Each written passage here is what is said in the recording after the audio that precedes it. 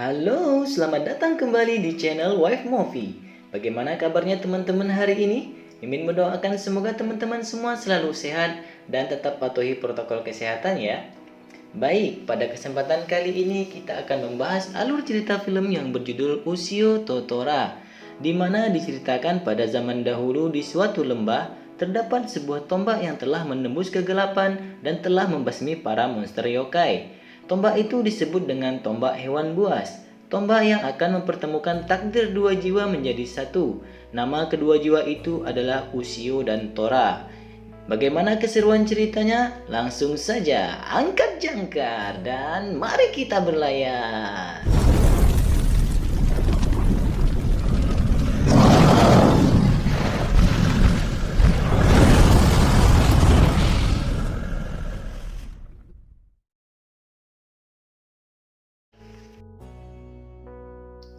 Di awal film kita diperlihatkan pada sebuah keluarga di mana seorang ayah dan seorang anak.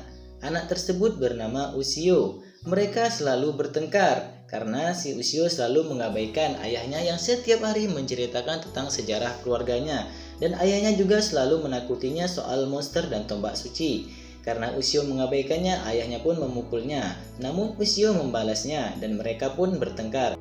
Biasalah anak durhaka. Untuk adik-adik jangan ditiru ya, karena kita tidak boleh melawan orang tua. Baik, kita lanjut. Setelah pertengkaran itu, ayahnya pun berencana untuk pergi ke laut Jepang untuk menempa diri. Sebelum pergi, ayahnya berpesan kepada Ushio agar mengeluarkan buku-buku lama yang ada di gudang. Walaupun kesal, Ushio tetap melakukannya.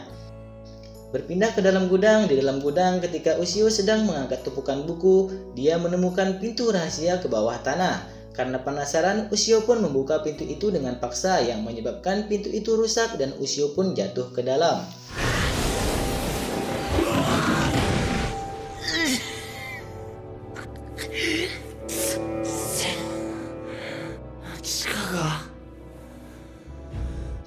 Di dalam gudang, Ushio melihat sosok monster yang sangat menyeramkan. Terlihat sebuah tombak tertancap di bahunya. Ushio yang melihat itu pun ketakutan. Monster itu sudah lama tidak melihat manusia karena dia mengatakan bahwa dia telah tersegel oleh tombak itu selama 500 tahun lamanya dan hanya manusia yang bisa mencabut tombak tersebut. Lalu monster itu meminta Ushio untuk mencabut tombak dari bahunya. Namun Ushio menolaknya karena monster itu berkata bahwa dia akan memakan Ushio dan manusia lainnya setelah dia bebas. Lalu Ushio keluar dari ruang bawah tanah meninggalkan sang monster yang terus merayunya. Scene pun berpindah di mana Ushio yang sedang berjalan menuju ke sekolah. Di dalam perjalanan dia bertemu dengan kedua teman wanitanya yaitu Inoue dan Nakamura. Nakamura lalu menanyakan buku catatan yang dipinjamkannya kepada Ushio, namun Ushio lupa membawanya. Kemudian Nakamura mengatakan dengan kesal setelah pulang sekolah dia akan ke rumah Ushio untuk mengambil bukunya. Setelah pulang sekolah, Inoue dan Nakamura datang ke rumah Ushio untuk mengambil buku catatannya.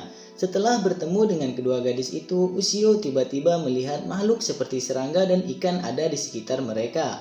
Namun hanya Ushio yang bisa melihatnya. Melihat makhluk seperti serangga di tubuh Inoue, Ushio pun berusaha menjauhkannya dari tubuh Inoue. Namun, karena kedua gadis itu tidak bisa melihat apa yang dilihat oleh Ushio, Ushio yang berusaha menjauhkan makhluk tersebut malah terlihat seperti memegang buah segar milik Inoue. Seketika tendangan tapa bayangan milik Nakamura pun mendarat di wajahnya. Nasib badan, memang lelaki selalu salah di mata wanita. Hahai. Oke, kita lanjut.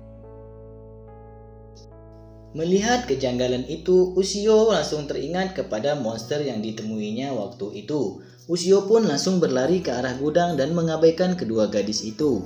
Sesampainya di gudang, Ushio pun marah karena berpikir bahwa monster itu telah menanamkan guna-guna di matanya. Mendengar itu, monster itu pun tertawa jahat dan berkata bahwa ini semua adalah salahmu karena kau telah membuka ruangan ini yang menyebabkan aura yokai milikku yang terkurung selama 500 tahun di bawah tanah mengalir keluar dan menyebabkan para yokai rendahan di sekitar tertarik dengannya. Setelah mengatakan itu, tiba-tiba terdengar teriakan dari Inoue dan Nakamura yang ketakutan karena akhirnya para yokai rendahan tersebut menunjukkan diri mereka. Mendengar teriakan teman-temannya, Ushio pun ingin bergegas pergi menyelamatkan teman-temannya. Namun dihentikan oleh sang monster, dan sang monster mengatakan bahwa dia bisa menghabisi para yokai yang ada di luar, dan hanya dia yang bisa. Mendengar itu, Ushio pun membebaskan monster itu dengan perjanjian bahwa setelah bebas sang monster akan menghabisi para yokai tersebut. Setelah sepakat, Ushio pun mencabut tombak tersebut dari tubuh sang monster.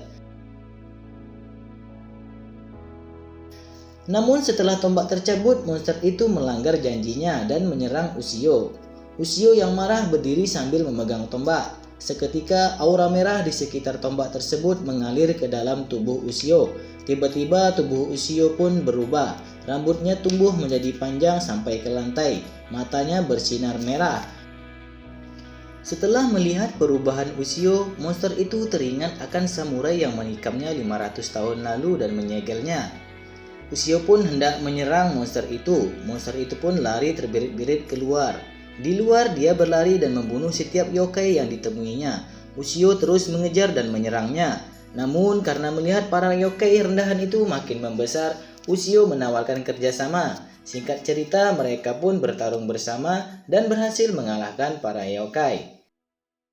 Setelah mengalahkan para monster tersebut, tubuh Ushio pun kembali normal. Dia pun mengetahui sesuatu setelah menggunakan tombak itu.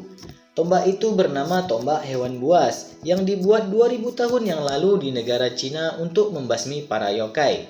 Siapapun yang menggunakan tombak itu, dia akan menyatu dengan tombak dan menjadi hewan buas yang akan membasmi para yokai. Tombak itulah yang memberitahukannya semua itu. Di samping itu, sang monster hendak pergi, namun Ushio menghentikannya karena khawatir akan menarik perhatian para yokai kembali. Lalu Ushio memintanya bertanggung jawab juga untuk membasmi para yokai. Karena monster itu harus tinggal bersamanya, Ushio pun memberinya nama. Melihat bentuknya yang seperti singa, dia pun memberi monster tersebut nama dengan sebutan Tora agar mudah memanggilnya.